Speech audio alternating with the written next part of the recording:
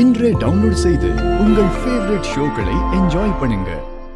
அப்பா, இப்போ பேச போறீங்களா இல்லையாப்பா? மாமா உட்காந்து பேசுங்க மாமா.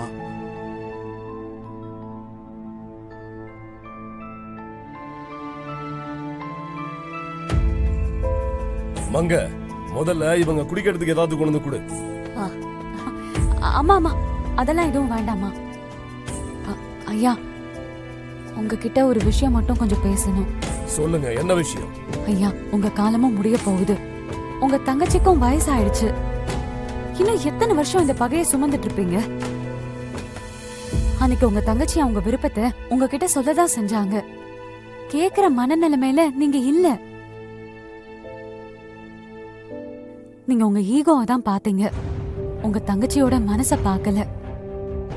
பிடிக்குதோ பிடிக்கலையோ, ஒருத்தரோட வாழ்ந்து முடிச்சிடலான்ற காலம் எல்லாம் எப்பவும் மலை ஏறிடுச்சுங்கய்யா.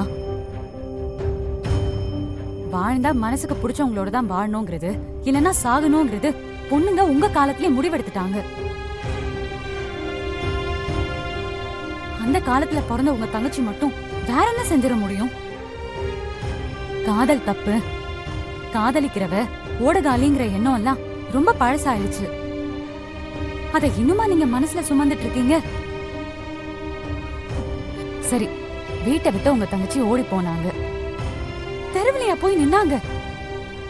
ஒரு நல்ல புருஷனை உண்டாக்கி அவரை பெரிய பணக்காரராக்கி 4 பேர் கையெடுத்து கும்பிடுற மாதிரி அந்தஸ்துக்கு கொண்டு வந்து ஒரு குடும்பத்தை உண்டாக்கி இன்னைக்கு ஒரு கோயில் கட்டி கும்பாபிஷேகம் பண்ற இடத்துக்கு வளர்ந்து நிக்கிறாங்க.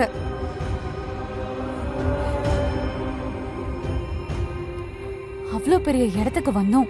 அவங்க மனசுல இருக்கிற தீராத ஒரு கவலை அவங்க அண்ணன் குடும்பத்தோட சேர்ந்து இல்லைங்கிற ஒரே விஷயம்தான். உங்க தங்கச்சி கேக்குற எல்லாத்தையும் அம்பலம் ஐயாவால வாங்கி கொடுக்க முடிஞ்சது. ஆனா அவரால வாங்கி கொடுக்க முடியாத ஒரே விஷயம் உங்களோட பாசம் மட்டும்தான். உங்க அண்ணனோட கால்ல விழுந்தாவது உன்னையும் உங்க அண்ணனையும் சேர்த்து வைப்பேன்னு வைராகியத்தோட அம்பலம் ஐயா உங்க தங்கச்சி கிட்ட வாக்கு கொடுத்துட்டு கிளம்பி இங்க வந்திருக்காரு. அவரையே இன்னைக்கு திரும்ப போக வச்சிட்டீங்க. அம்பல ஐயா சொன்ன மாதிரி உங்க தங்கச்சி செத்து போற அன்னைக்குதான் வந்து நீங்க நிக்க போறீங்களா? உங்க கோவத்தை நான் மதிக்கிறேன். ஆனா அதை இத்தனை வருஷத்துக்கு அப்புறமும் நீங்க இப்படி சுமந்துட்டு இருக்க வேண்டாங்க ஐயா. இப்பவே கூட நீங்க மாறிட வேண்டாம். நாளைக்கு காலையில ராஜராஜேஸ்வரி கோயிலுக்கு விசாலாட்சி அம்மா வருவாங்க.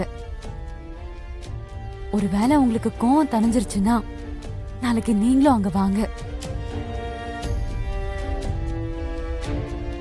மன்னிப்பு கேக்குறவன் மனுஷன், மன்னிக்கிறவன் பெரிய மனுஷன் சொல்லுவாங்க. அம்பலையா மனுஷன் நிரூபிச்சிட்டாரு. நீங்க என்னன்னு நீங்க தான் முடிவு பண்ணணும். எல்லா பிள்ளைங்களும் அவங்க அப்பாவை ஒரு பெரிய மனுஷனாதான் பார்க்க விரும்புறாங்க. நாங்க கிளம்புறோம், வரோம். சிவா,